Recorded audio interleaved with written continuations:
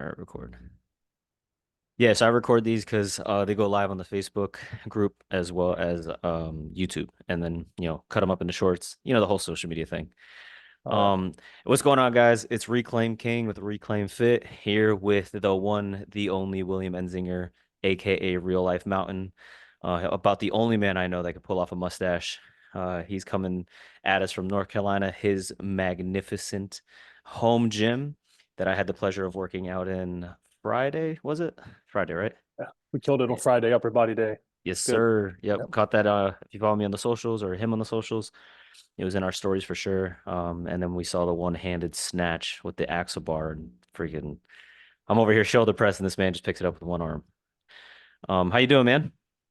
We're here. It's cold, as you know, here in North Carolina too. It's like it real feel like in the teens outside. It's fun. So just trying to stay warm today. Yeah, yeah. And we talked about, you know what we talked about. So this is the first one we're doing. You're definitely going to be a recurring guest. Definitely need to get one in your garage gym setup. I don't even like calling it a garage gym. That's a facility, dude. Facility. Look at that thing. It's nice. Yeah, the man's got A a house lot of behind his years of house. work.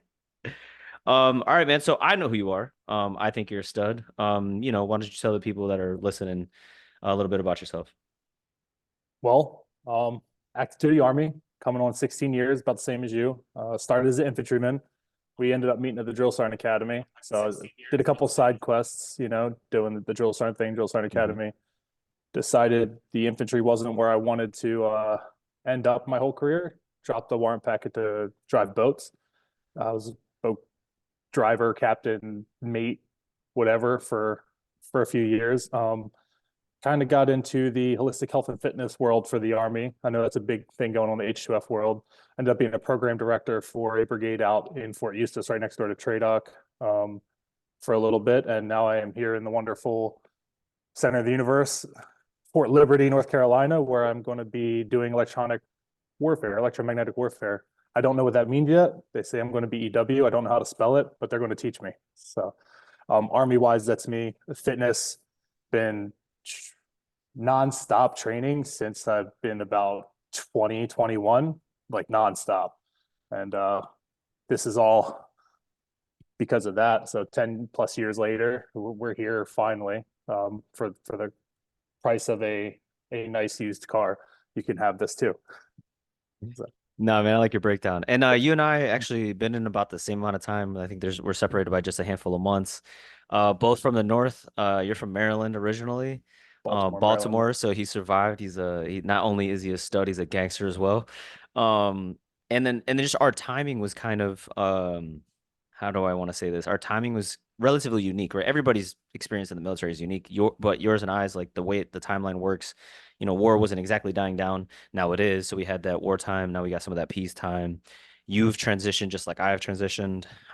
Former infantryman. Now I am military intelligence. You have had several jobs now in the military. So like your experience, you're well-rounded, your knowledge, where you've been. You and I actually were both in Hawaii, so we know how that goes as Mhm. well. Um, but yeah, so I want to pick your brain on all things, not just, I mean, fitness primarily for sure. But as you know, you've been doing this 10 plus years. So you know how to incorporate it in your life. You see the value from the discipline, the workouts, the training, how it carries over to health. And like you said, like for the price of a, used car, you have your own home facility. So obviously it is clearly a priority of yours.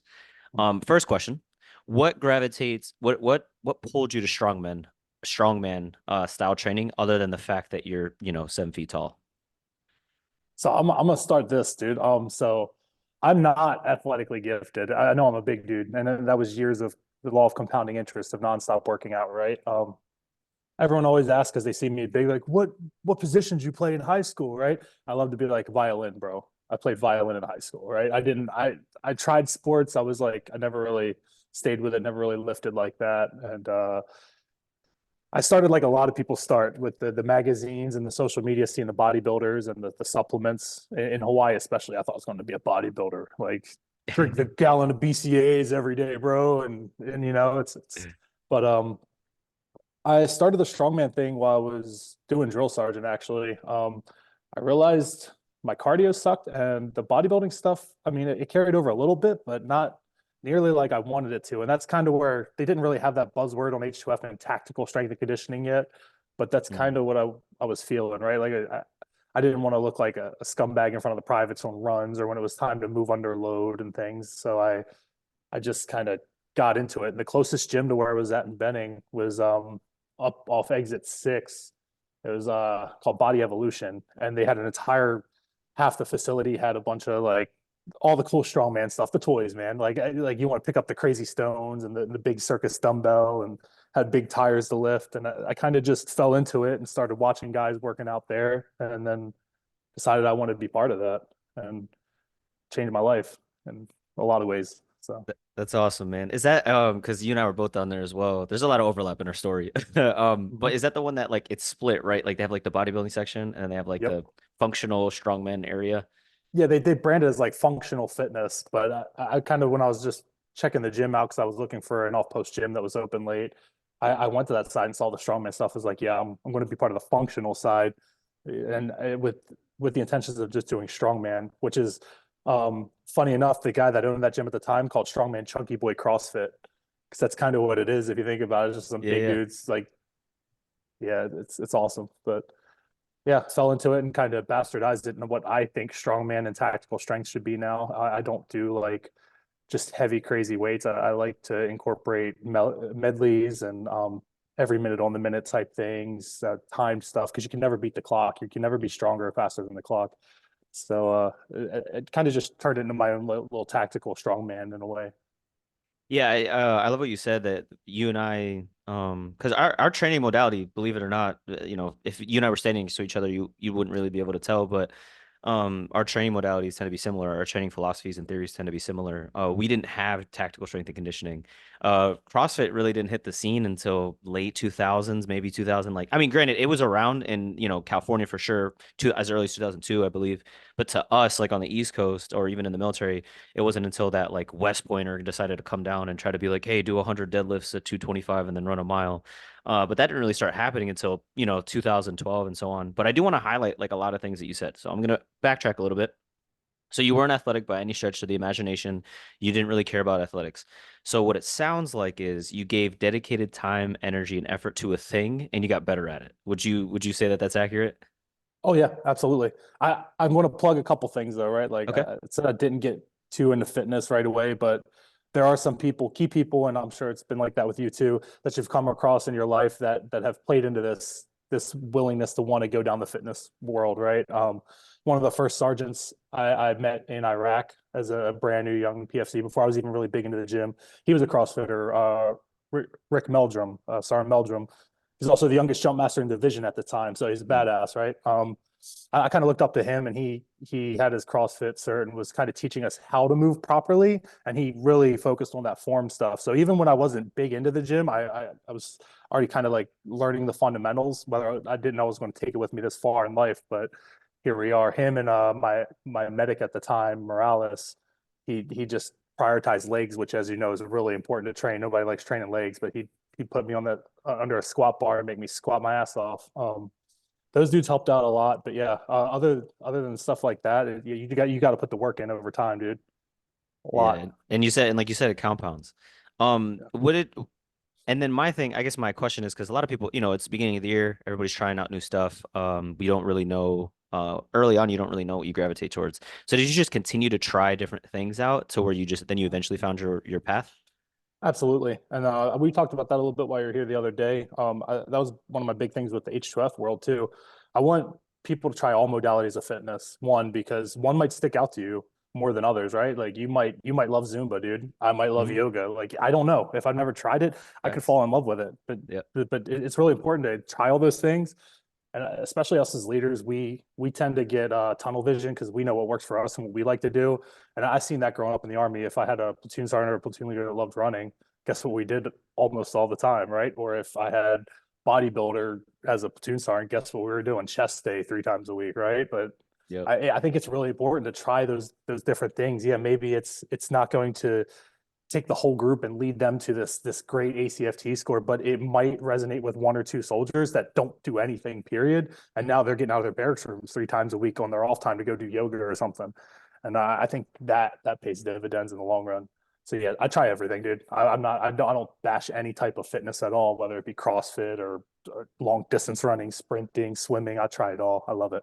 No, and I love that approach because I'm similar. Like, actually, I was just having a conversation yesterday.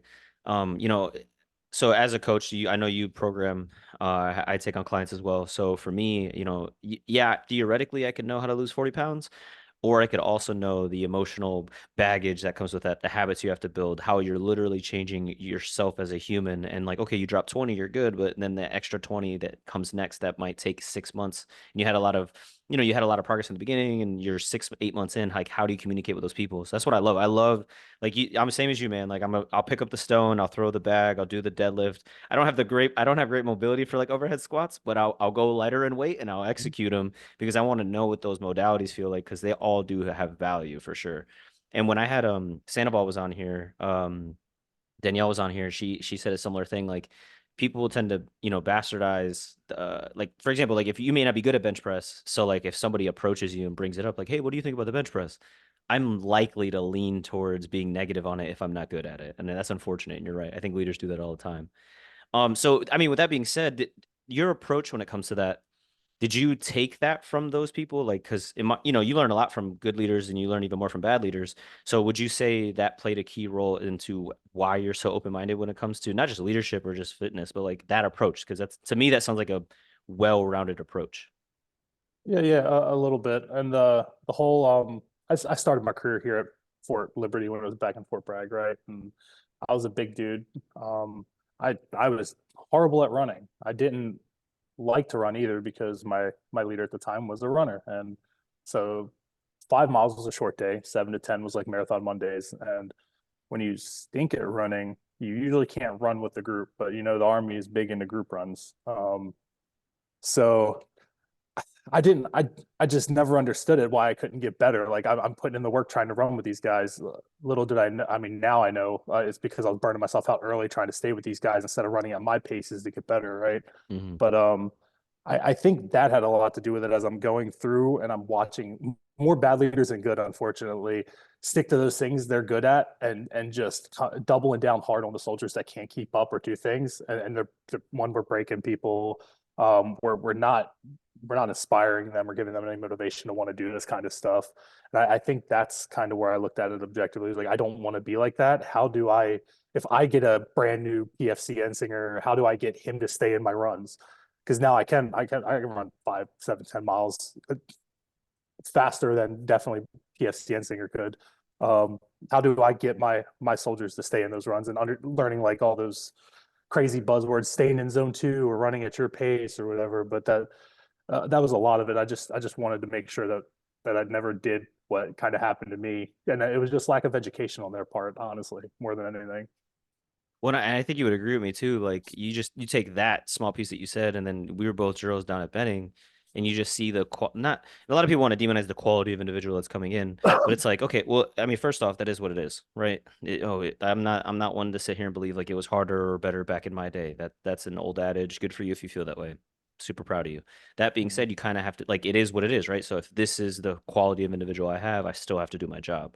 So, and I know you saw that a lot. Like there was a lot of adjustments that needed to be made because something as simple as like they had less bone density, right? Like Oh these yeah. kids are breaking wearing sneakers and they couldn't even wear their boots for like the first 2 weeks and things like that. So like specifically having that mindset of like, okay, I was there once. What are some things that I wish could have been done to me or for me in order for me to be successful is definitely huge.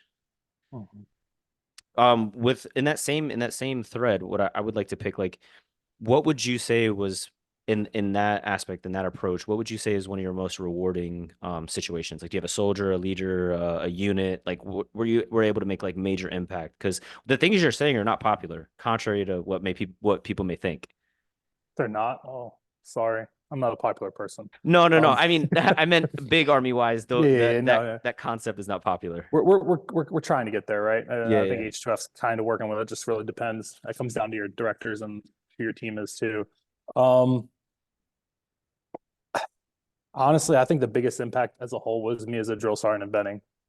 The soldiers I had there, I was not in an infantry battalion down there. I was in one of the two just regular basic training battalions. the majority of the people that we got in the summertime was like overflow MLSs, but the majority were OCS candidates Yeah. and warrant officer candidates. So just just now seeing them five 5 to 7 years later, they're all captains and doing great, and all of them are getting promoted and doing wonderful things. And just a lot of them take some of those baseline things that you teach them, right? Hmm. We're really big into that PRT thing, that was jammed down our throats. But Yep.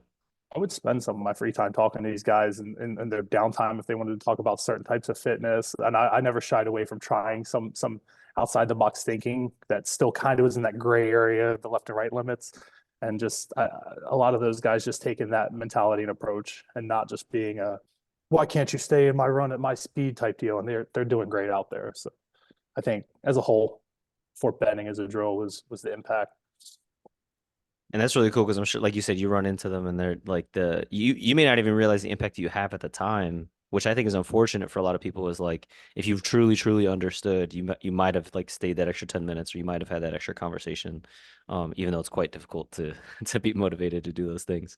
Mm-hmm. Um, so in how so again, I stated previously that you and I have a similar training philosophy. What would you say your approach is? Like, how would you not that you have to sell it, but if you had to sell it, what would you say? How do I like my everyday kind of training type deal? Yeah. Like what you believe in, what you do. So personally, right now, and I've been doing this for a while, I do 4 training days, like hardcore training days a week. Um, Mine are 2 upper and 2 lower body days. Okay. My one lower body day is built around a deadlift. My other one's a squat. My upper body days are bench press and an overhead press. Everything is built around those things. And I'm going to share on your channel here. I'm getting them kind of together. I'm going to share a couple of those plans I built up to like 12 weeks. Then you can kind of just see how I've built things. I start everything no matter what conditioning because PFC Ensinger that hates running still carries over into Chief Ensinger now who doesn't favor the cardio over the strength stuff. So I actually put that first because I know as long as I start, you got to eat your veggies before you can have your meat and potatoes Hmm. type thing, right? Yep. I do that. So I do my conditioning piece in the beginning. One, it's always light. It's moving around. I keep it around 8 to 12 minutes, and one it's kind of like a mobility and warm up while getting that conditioning cardio piece in. Um, I'll do things like every minute on the minute. I'll do like a medley of 4 to 6 things. And then again, I'll share some of those. And they're all reinforcing the muscles. They're all like activating the muscles that I'm going to be using for that day. So if I'm doing a squat day, I'm going to do some like air squats or maybe some jumping burpees. Hmm. Everyone hates burpees, but kind of things like that. Might pick up an empty barbell, move it a little bit. After that, I'll do my strength piece. And usually my strength piece, I do everything in giant sets. So I'm actually going to read you an example of what we will do here this week. Give me 2 seconds. So for my squat day, my strength is going to be, I'm going to do front squats. And after my front squats, I'm going to do some sort of core variation. So in this case, I'm doing standing banded crunches. And I'm just going to do something I kind of either keep my heart rate up or something I kind of suck at. So I'm going to incorporate box jumps. So after I'm done my conditioning, I'm doing my strength. I'm doing 12 front squats, 12 standard banded crunches, and 8 box jumps. I'm going to rest about 90 seconds to 3 minutes. So a minute and a half to 3 minutes, depending on how heavy the loads are going to be. And I'm going to do that for a few sets. Um, my sets and reps and everything kind of structured and change. And then at the end, I do assistance. And my assistance stuff is built around what I'm weak at on that main lift. So if my front squat, I suck at coming out of the hole. So I'm all the way down in the front squat and Yep. I bounce out of it good. I'm going to do things that reinforce that motor movement pattern. If I'm just suck at the front rack position, I can't hold the bar up here. My elbows don't. I'm going to do something to help with that. Maybe I'll just do a couple heavy walkouts and hold it, or I'll do some sort of kind of like we did the body weight skull crushers, just getting into that position kind of Yep. helps. Anything to reinforce the movement pattern is what I use for accessories. And that's kind of it. Sometimes I'll throw a mindset thing in the end. Just something like hold a plank until you can't. So I'll throw one of those, at least one mindset training thing in a week, where I'll do something like just hold a kettlebell straight out in front of you with both hands until you drop it. Just something to kind of take your mind out somewhere and burn the body out. Yeah. If you see me looking down, I'm making notes because I like what I'm hearing and I don't want to miss Yeah. anything. Yeah, I'm gonna send them all to you, man. Yeah, No, I I'm appreciate it. look, I'm H2F. I can't like rebrand it and sell it, unfortunately. So I just got to give it away.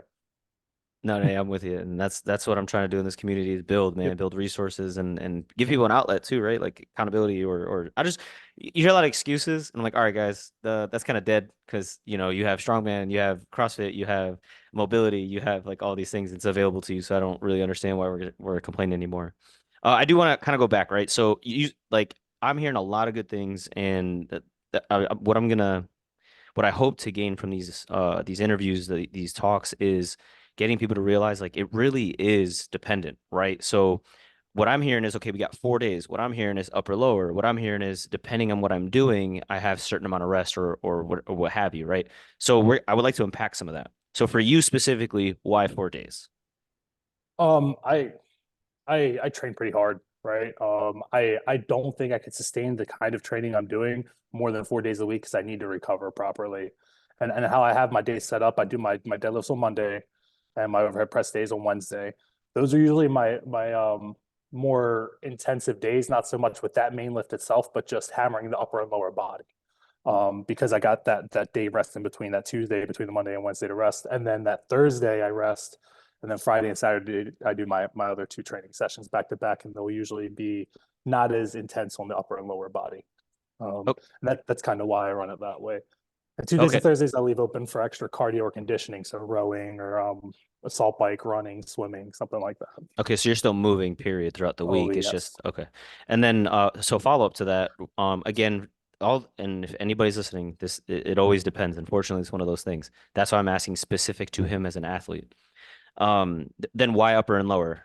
So we covered the 4 days, and then you say upper and Mhm. lower, you could push pull legs, upper, lower. There's a lot of variations. For you specifically, why'd you choose upper and lower? I just do that again because I go back to my strongman roots and it kind of carries over into powerlifting, some other lifts. I build them around those lifts again. So a deadlift, a squat, a bench, and an overhead press. And that's just kind of why I do it that way. I've done programs where it's full body 3 days a week, and I've done splits, kind of like push pull legs. It's just what I found works for me really well. I don't like just favoring a push only, especially if I'm doing bench press. I like to activate my lats because, believe it or not, your lats are a main mover on a bench press, right? Hmm. So I like to be able to stimulate and train both sides of that body part, not just one plane or one front, like the front, not just the back. So that's kind of why. Personal preference, No, shoots yeah, preference. I'm just trying to provide one. Bro, I'll sit here and ask you questions all day. You already know I was I'm there down. Friday. Yeah. So yeah, but also just I'm trying to get people to hopefully that if they take the time to listen and pay attention, they see like, hey, this is why he's doing this, right? Like for example, if I'm doing strength movement, my rest time is also 3 to 5 minutes. What you called conditioning in the beginning of your workout is what I call a warm up. It's structured very Yeah. similar. Again, that being said, you mentioned in every minute on the minute. So you didn't say this, so I don't want to speak for you, so hence the question. Do you also use those for skill work, right? Because when it comes to the movements, there is a skill component. Like you actually can get better at bench press while getting stronger. So do you use things like every minute on the minute, like reset deadlifts or what have you to use as like a tool to force like proper technique as you're getting the activation as well? Oh yeah, yeah. I'll do like going back to the you have your maximum effort and dynamic effort days, like the old powerlifting. What is that? How do they call that? The conjugate method. Yep. I'll do 2 weeks of maximum effort, or 2 days of maximum effort, 2 days of dynamic effort days. So I'll kind of incorporate that. So I'll do, for example, at the top of every minute for 10 minutes, I'll do 4 squats at 50% of my 1 rep max, and then 4 box jumps. So I'm kind of doing this conditioning with the squat piece, and it's a lighter weight, but yeah, it's kind of enforcing technique work, right? It's Mhm. enforcing me to get under that bar, move efficiently, quickly. Same thing with deadlifts. I'll do stuff like that in the 50 to 65% range. Sometimes I'll add bands and chains to it too to kind of accommodating resistance as you're coming up. Um, and yeah, I've done some as high as like 75, 80% for singles, just trying to get reps in and lower the rest cycle. Because if it's up to me and I'm not watching the clock, sometimes I'll rest like 5, 10 minutes between sets. I'll get on Facebook and click away, and before you know it, I'm wasting hours in here. So I think it's really important to keep track of those rest times and hold yourself accountable because you'll definitely kick your own ass a lot harder if you're doing it that way. And you're not necessarily like married to these rest periods, right? Like there's general guidance, Mhm. but 90 seconds, 60 seconds, 3 to 5 minutes, pending the type of movement you're doing. Would you say, would Yeah. you agree with that? Yep, a lot of the lighter stuff's going to be 90 seconds just because I want to get back right back to it and keep my heart rate elevated.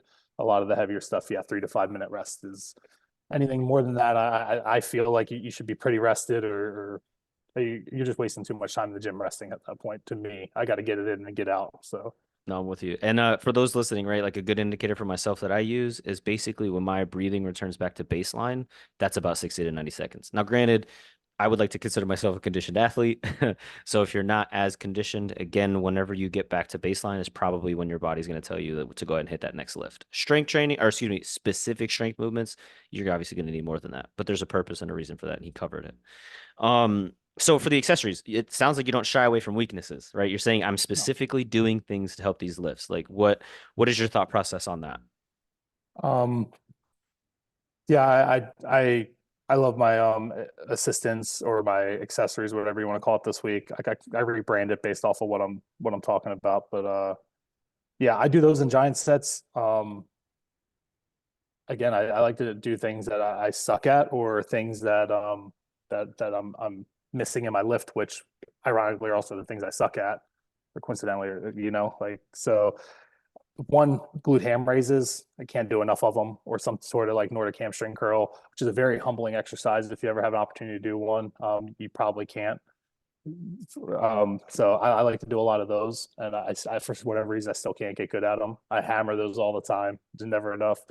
And then like just stuff to put yourself kind of that mindset, like I'm talking. I like to do long sets of lunges. I'll do like 100-foot lunges with dumbbells or something. Just hammer the legs up, and also that's helping that mindset because nobody wants to walk 100 feet doing lunges with kettlebells in their hands, or that's horrible. Like Yep. so, you got to take your mind, put it somewhere else, and just kind of do the work. And then on the back end of that, you always feel so much more accomplished. And if you would have just done some easy thing like sit on a leg machine and do leg curls for 20 sets or 20 reps or something, right? So I like to do that kind of stuff. So when I look back on the workout, I can be like, yeah, I kicked my ass today. I feel good. Yeah, one of So, my favorite like lower finishers, if I have the time and I'm near like a track or some turf, is about 400 meters worth of bodyweight lunges. And you don't even need weight. Just body weight is perfectly mm, fine. Because I like what you're saying. Like there is a mindset component, right? Like I didn't want to do the thing, so I did the thing, or I didn't think I could do the thing, and I did the thing, and that just compounds over time, exactly like your training. And then would you say like some of the movements you're picking, they also have benefit, right? Like a lunge, like a bodyweight lunge or lunges with hundreds, because you can lift a house. Um, that's gonna rehab the knees, ankles, hips, lower, even affect your lower back in a positive way. Like and you're is that lengthening the muscles, right? Like yeah, that's yeah. helping. Yeah, it's doing a lot. And again, we go to this tactical piece that I love talking about, right? Like we can't just do things static here in the gym. We can't always do everything in a squat rack, right? Because Hmm. going into the real world, a lunge, a squat, these are all going to help you pick up a casualty if you're picking up like a litter or moving somebody. That's also another reason I like strongman side. A little side quest will go in here, like picking up heavy sandbags. If you can pick up a sandbag with no handles, that's 200 pounds. You can pick up a 200-pound anything. I Yep. can throw a person around like a rag doll because I can pick up a 200-pound bag of sand, right?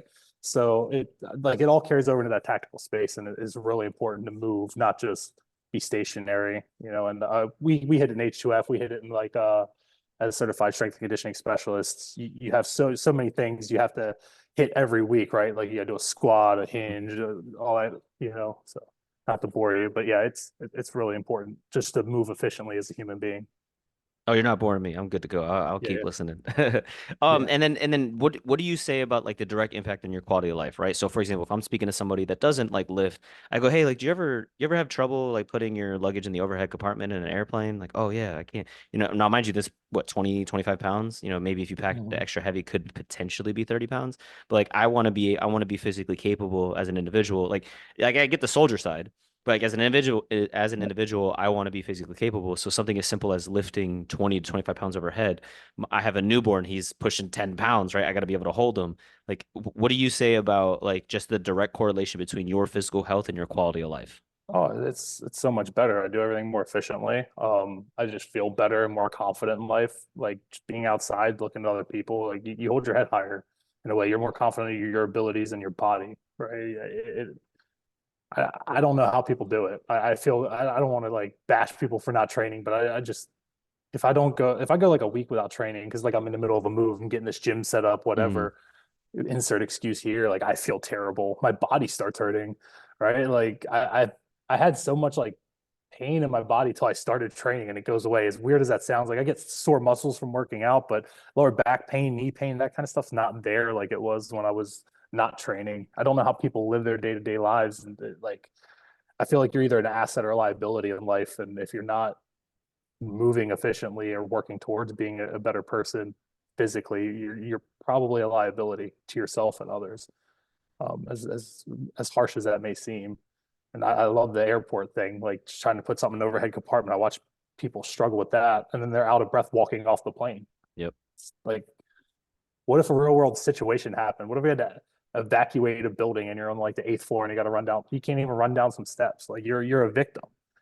And it's kind of your fault. Like you're not doing anything to help put yourself in a better situation if an emergency ever does happen. It's kind of weird. And longevity, that's kind of important. I kind of want to live to be probably older than 60, 70, healthily, not having somebody wipe my ass for me. Yeah, good quality of So life. Yep. yeah. I mean, that's what I tell people, right? Like you're gonna like I will lose muscle mass over time at some point at a given age. So if I'm well over baseline, maybe I got muscle to lose. You know what I'm saying? Mhm. But I like what you said too, because like, obviously both military, we're members of a team, so you don't want to be a detriment. But just like your average individual, I'm not trying to, again, you and I are not trying to attack anybody. I'm trying to encourage people, Yeah. mothers, fathers, sons, daughters, whoever you are, like at the very least, like you could make your foxhole that much better. Like you, the individual, that way, at a minimum, you're not a liability. Like you should be able to, like, in my opinion, there are just few things you should be able to do. Move your body weight efficiently, close the distance. Like if I'm in a public location and there's a close exit, I should be able to get there within a reasonable amount of time. Heaven forbid something happens. Cause, I mean, it just, the reality is that like things can just happen at any given point. And unfortunately, I don't think those are the things that people discuss, nor is it what I think the fitness community does a poor job explaining that, right? Like we just want to see the big booty pics on Instagram and the chiseled abs, but like you said, you're trying to live to 80, 90 years old, 100 if you could, with quality of life and training your body physically for that, mentally for that will definitely get you there. Absolutely. All right, I would just want to transition. So, I don't know the answer to this question, so I'm intrigued. Have you had any serious injuries up to this point? Like whether it's military related or training related? Not serious, no. I threw my back out a bunch in Hawaii when I was doing the bodybuilding thing. Go Mhm. figure. Yeah. Overtraining of the front half, and I love talking about this too. Is the Americans' infatuation with the beach muscles, the front, the things Yeah. we see in the You should mirror, see. right? Yep. Yep. Yeah, I see my nice shoulders, my arms, my chest, my abs. Yeah. Like the back is probably more important, and the majority of people that I would start training, or especially new soldiers, I usually prescribe, and it's one of the few things I agree with a lot of like the old head power lifters on is training your back to front 2-to-1 ratio. Like I want you to hit your back more. I want you to hit your blast your hamstrings and your glutes a lot more than the front. Just because chances are, if you've had any type of training in your life, or you've had that high school gym locker room type training, it's all just been the beach muscles. So definitely backside, prioritize it. Posterior chain for life. No, I'm with you. I literally was on a call with a client yesterday, and he and I are speaking. He deals with lower back pain. Mm-hmm. And I during initial like intake information and things like that, I'm gauging, I'm asking questions, okay. And then I'm like, okay, I think I have an idea of what it is, but I actually didn't tell him, right? I was like, hey, this is what we're gonna do, this is our approach. I explained everything, get buy-in, okay, great, execute. 2 weeks in, man, 2 weeks in, prioritizing the hamstrings, because the body's a signal, right? So I go, okay, people will think like, oh, it's a lower body, or excuse me, it's a lower back injury. My problem is in the lower back. That's not unlikely, but it is highly unlikely that that is specifically the case.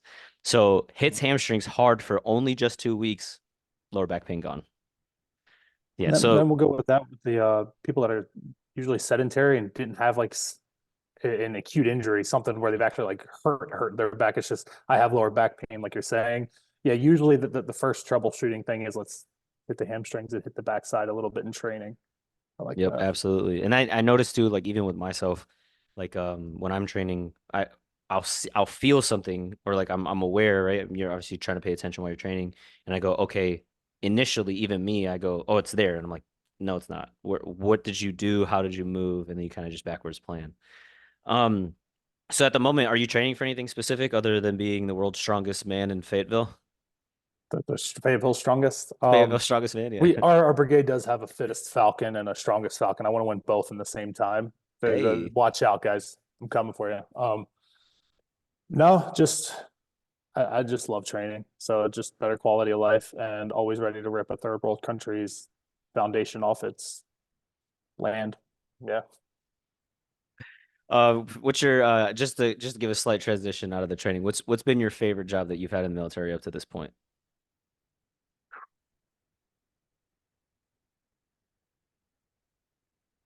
Yeah, that's hard. Top two, Probably maybe, if you can't it's just like minimize it. duty stations, the next one and the last one. No, I'm just kidding. No, probably the most rewarding was definitely drill sergeant. Most humbling and most tight knit community was during deployments, and then most fun and just wild shoot from the hip, Wild West cowboy. Great best kept secret is being a boat driver in the army. So best kept secret. I would have stayed there forever if I didn't have higher aspirations to take over the army as a warrant officer in that world. But yeah, a little bit of everything. Could you briefly unpack the boat captain thing? Because I don't think I think a handful of people know that it exists. Just Yeah, let the yeah. people know that you were in fact a boat captain for the In a army. sense, right? So it's called Marine Deck Officer. You can be any MOS to apply. Don't let the website fool you. The very first half of the prerequisites are for people in the field. If you scroll down to the bottom of the page, do your reading, everybody. The bottom is for people from outside the field as a pilot program. You do need a 118 GT score. That's the hardest part. And you need some college and English credits. So you apply, they pick up about 12 a year. So you do have to be pretty good in your job. You have to have good evaluations. You have to be a good human being. You can't just go crap bag your way over there, right? But Mm. you'll go to school for about 9 to 10 months. It's like going to a maritime academy. You're going to learn everything from navigating at sea, fighting fires, damage control. They put you in this big like simulator where you start drowning and you got to like plug the hole. It's all kinds of fun stuff.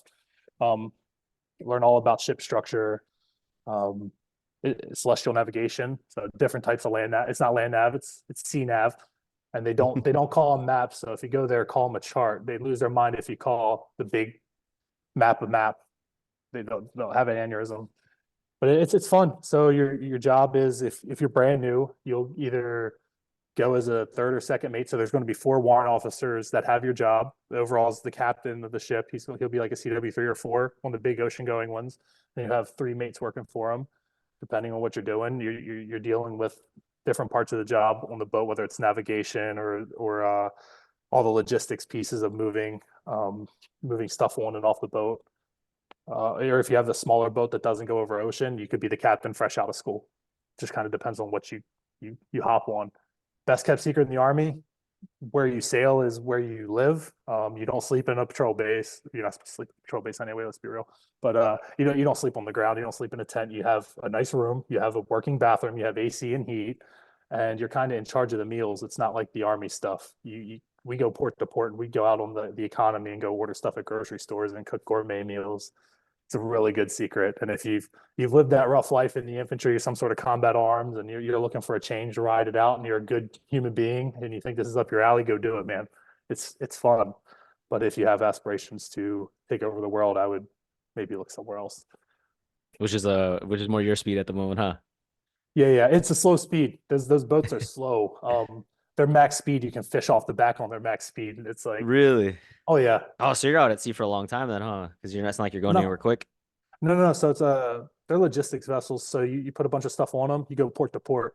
We drop the stuff off and we hang out in the ports and we wait to pick it up. So Oh, okay. our 100-day mission, we went to like Morocco, Tunisia, Italy, Spain, and back here. We spent more time in port than we did at sea. So That's it can be awesome, man. fun. Yeah, it can be a lot of fun. A good way to see the world. But again, I kind of institutionalized with the army and combat arms world, so I wanted to kind of get back to that. I know it's kind of weird. I'm a sucker for pain, I guess. No, man, I totally get I Mhm. totally pick up what you're putting down. So you bring up a good point as far as like the job that you have does can in fact impact your training, let's say, right? So how Mhm. are you managing your training? Once upon a time it was the field, then it's at sea, now you're in a transition with a move. Like how are you still training with all of those things going on? Well, I think the important thing is to realize no matter how hard you plan, the army is going to get theirs first, right? So I might think optimal is 4 days a week training, but I could have been in the field all that week, right? Hmm. You know as well as I do it. Once you get up to the upper levels, middle management, and higher, you have all kinds of meetings coming out of the woodwork at the most inconvenient times. You're all of a sudden at work way later than you expected to be, or you're getting recalled, or picking Johnny up from jail, or whatever, right? The things that have helped me, and I started doing this as a drill sergeant leader. Um, if I know I'm going to have a weird schedule, I wake up a little bit earlier each morning and I microwave my food and put them in thermoses. And I carry thermoses in a backpack.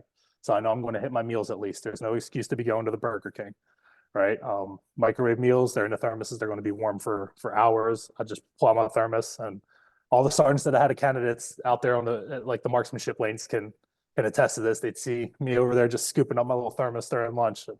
Shameless about it. I love it.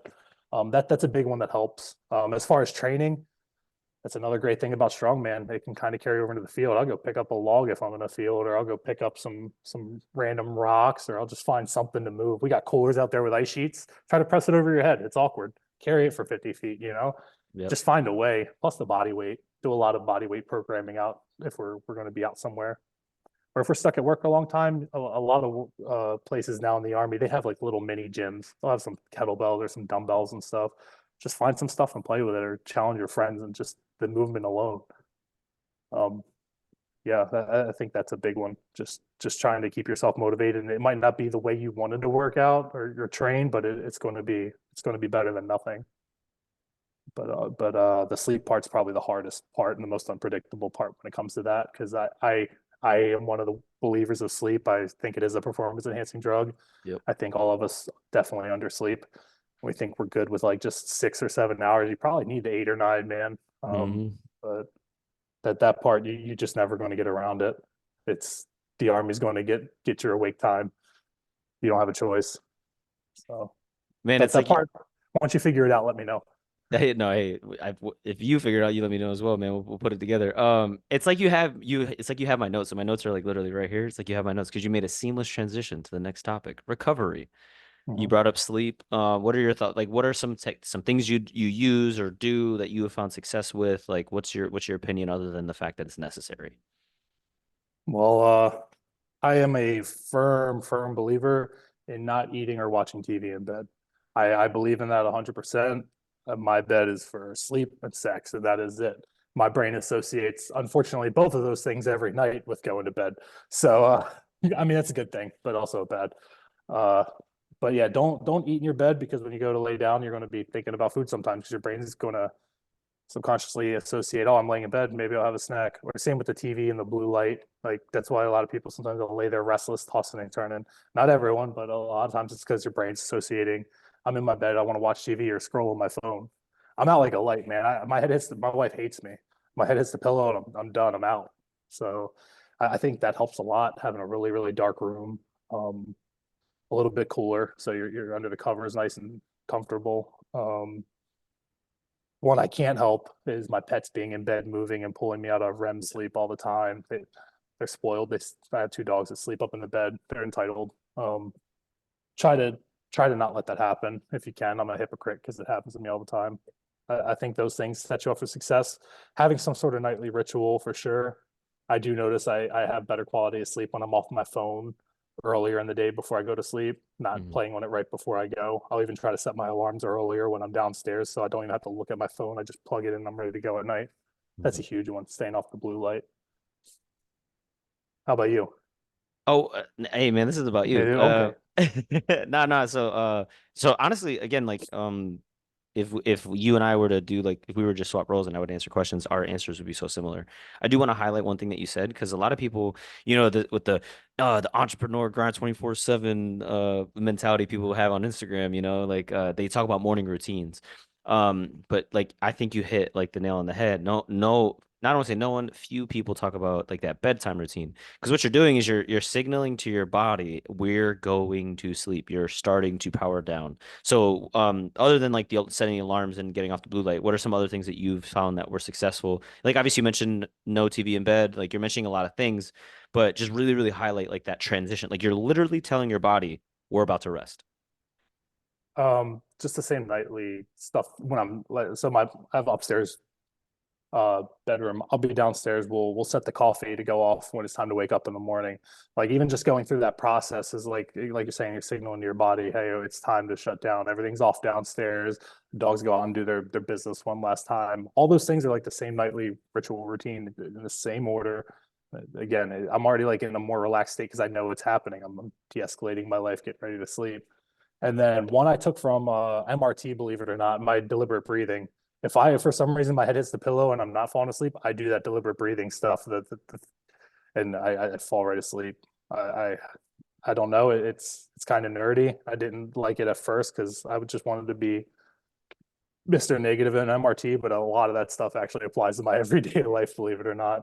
That hunting the good stuff and doing those talks with my wife while we walk the dogs and trying to find three good positive things through the day. Like all that stuff is as cliche as it is, it works, man. I'm glad that I learned it and I actually apply it. Yeah, I think the branding messes it up for a lot of people because they think just because it Yeah. comes from the military, it doesn't work. In my household with my wife and my son, well, not the youngest, obviously, he can't talk yet, but we do something called highs, lows, and buffaloes. So, the high is the high point of your day, the low point of your day, obviously, and then the buffalo is something that happened that you didn't expect to happen. And the reason why that's like a staple in our household is because, you know, it, everything can be absolutely hectic, in a perfect world. Oh, we get a bunch of time together and we get to sit down and have dinner. The reality is that may not always be the case.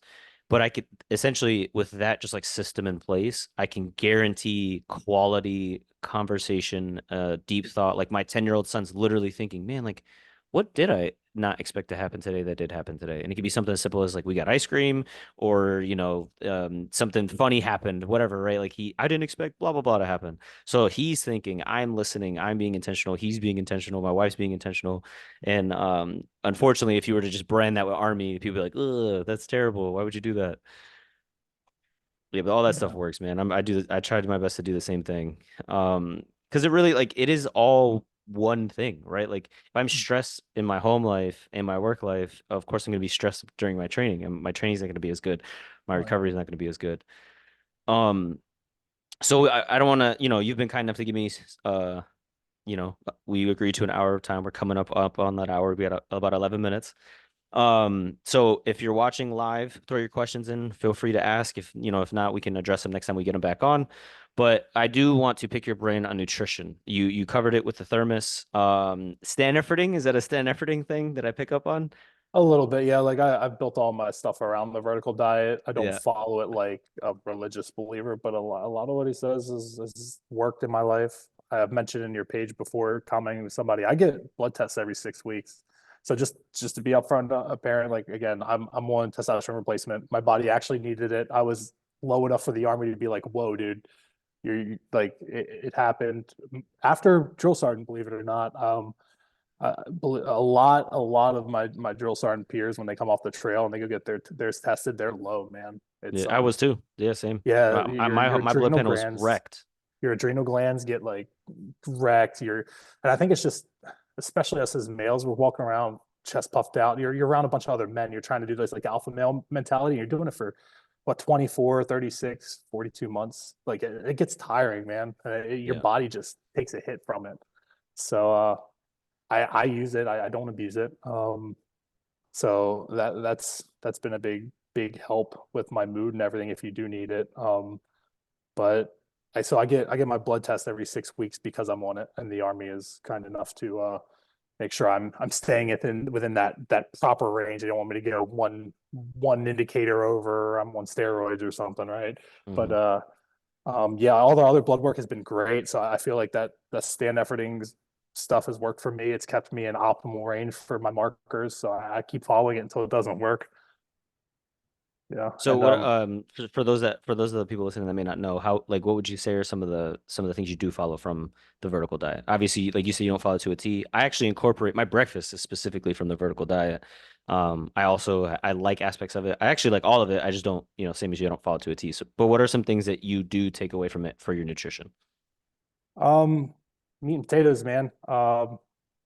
So I I prioritize meat as my protein source, right? So what how much of a serving depends on your body size, training, all that stuff. But I I like to have red meat every single day. That's not the only protein I'm taking, and I still eat chicken and turkey and stuff like that. But I do have some lean red meats, and I have a lot of my carbs are a sweet potato, a rice, or a regular potato. That's where I pull the majority of my carbs from. I'm really big into the probiotics. I think Greek yogurt is an important thing to throw in there, or some sort of probiotic.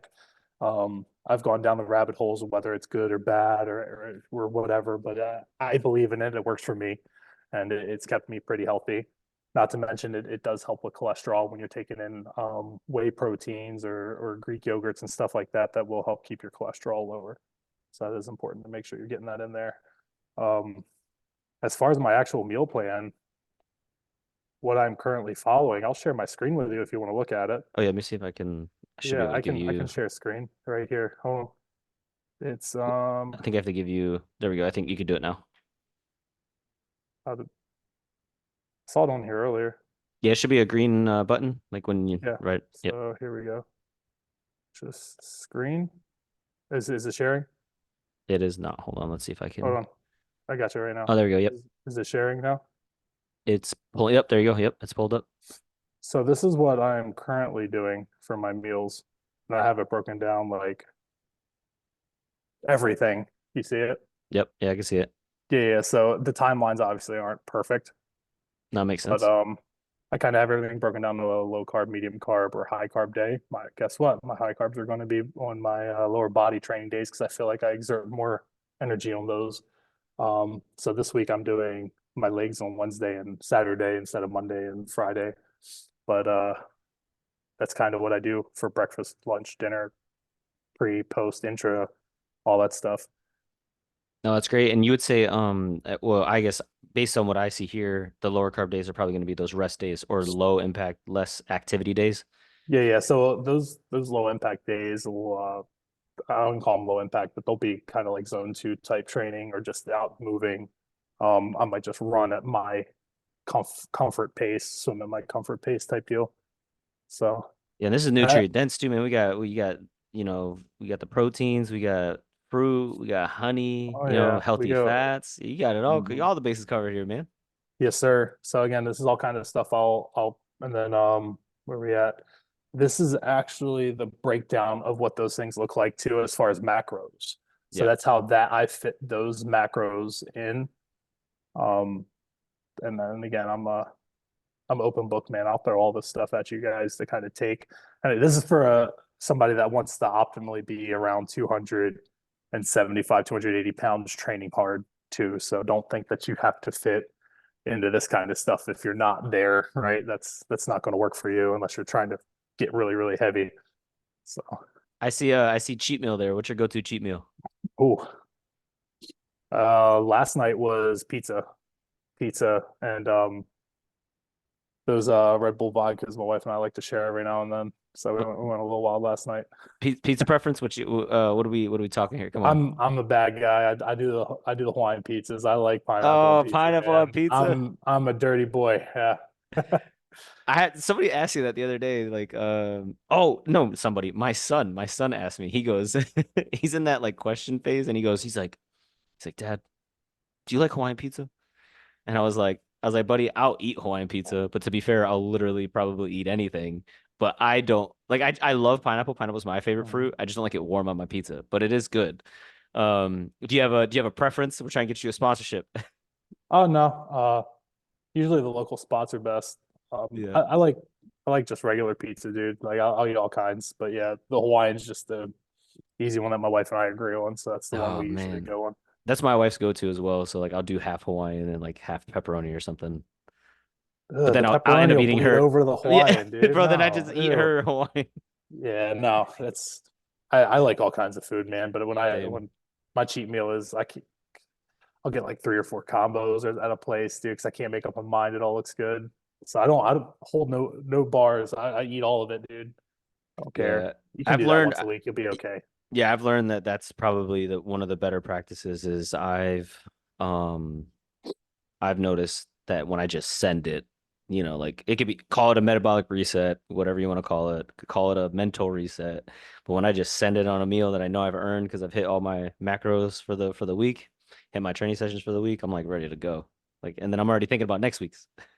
And no, I'm definitely not perfect either. So I'll wait. I'll always have at least one meal wasted a week, if not more. Yeah. I'll go out to lunch with the guys sometimes at work or something like that, or I got caught up and I ended up grabbing breakfast out. It happens. I think that the hard choices in that is making sure you get something that kind of fits in those macros if you are following something like that, Yep. and just not treating that like a cheat meal just because you're out. Maybe if you went to a burger place, grab the chicken burger without a patty or without the bun or something. It's hard to do that when all the boys are smashing some Five Guys burgers next to you or something. But Yeah, yeah. there's ways around it, and I think it's important to just be self-aware that you're in that position and you're going to be better for taking that high road and choosing that. They might rib you a little bit for it, but you probably have a better body than them, so screw it. Facts. Hey man, you're trying to do something you've never done before, you gotta do something you've never done before. Yeah, Hey brother, we're getting to the end of that time, man. I want to be gracious. It's you've been kind. You've been more than generous with your time. So I want to say thank you. I know it's the one resource we don't get back. You were out, I know, out and about yesterday very late, and you still held true to your word and met me here at 1 o'clock, man. I'm beyond blessed. So happy we're back in the same area. So happy to yeah. train. So happy to pick your brain. But before we go, do you want to leave, any final comments, anything you want to say, anything you want to plug? All your socials will be dropped. You're in the group, so y'all, if you have a question for him, reach out. He'll hit you up. He'll answer your question. His socials will be linked, all that stuff. But anything you got? I just want to hit you up, not so much as an ego stroke. I know it's going to seem like it, but I'm glad you're taking steps and doing this, man. And like we talked about before, I think as long as you just keep pushing out content, it's just going to catch. And it's important to have a community like this. People need to just be able to reach out. Just know that there are people here that want to give the best to you. It may not be the answer you want to hear that we're sharing, but it's probably the right answer, right? Like because it's worked for so many of us. And again, you keep saying things I say are the things that line up with what you say, man. And it's the same with all these people. We're like almost in an echo chamber of all these people that are successful in their fitness, and it's probably because those answers work. So don't go down to the deep depths of Google trying to find your answer. Just come to this group, talk to us, and we'll get you on the right track and be one of us. One of us. I just keep putting out the content, brother. I'm happy to see you doing it. And I can't wait to work out with you again. Hell yeah, man. I appreciate it. Yeah. And those are kind words from a kind man. Yeah. I'm gonna stop the Facebook live Yeah. here in a second. I'll stop the live stream. But all right, before we go, again, this is William Menzinger, right? We got myself, Reclaim King with Reclaim Fit. Remember, it's your life. Reclaim it. I'm going, brother. All right. Oh, wait, You oh, killed don't it. go yet. I Yeah, stopped the I'm not stream. good. I'm good. All right. Good. You okay. Hold on. I don't, is this a recording? If it is, whatever. It says recording. Oh, it does. Where is the recording button? I'm still learning all this stuff. Oh, I see it. Haha.